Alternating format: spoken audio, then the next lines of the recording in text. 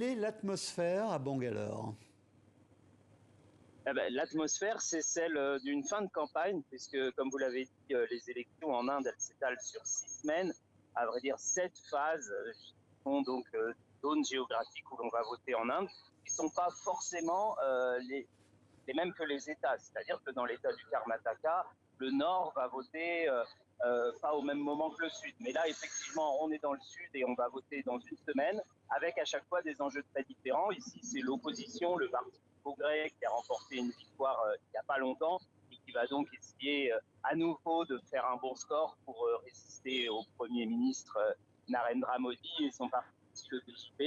Et puis, il y a d'autres villes importantes où la campagne n'a même pas vraiment commencé, comme New Delhi, où on va voter le 25 mai, c'est-à-dire 10 jours seulement avant les résultats finaux. Donc, ça prend cette spécialité un peu des campagnes en Inde où on vote et on fait campagne un peu en même temps et partout dans tout le pays.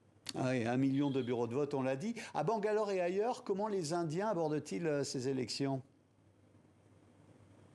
Alors, ce sont des élections, je dirais, où ils doivent trancher entre deux visions très antagonistes de leur pays. Après 2 mandats, Modi repose de plus en plus sur le culte de la personnalité. Il présente une Inde triomphante en s'appuyant sur des symboles comme le G20 qu'il a organisé durant son mandat, ou la construction du grand temple hindou pour le dieu Ram à Ayodhya. Et puis, il répète aussi que l'Inde est devenue la 5e puissance mondiale en termes de PIB.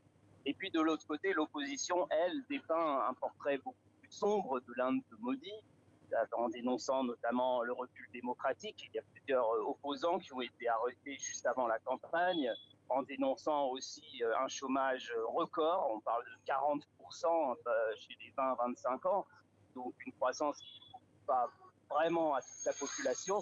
Donc voilà, entre le tableau d'une Inde qui décline vers la dictature et l'économie ne fonctionne pas, et le tableau d'une Inde triomphante, hindoue, qui renaît, les électeurs sont appelés à choisir. Est-ce qu'ils vont se reconnaître dans un des deux tableaux? C'est la question. Eux, ce qui les préoccupe d'abord, c'est leur quotidienne, l'inflation, le coût de la vie, les transports, l'éducation, des sujets beaucoup plus terre à terre. Merci, Combastin.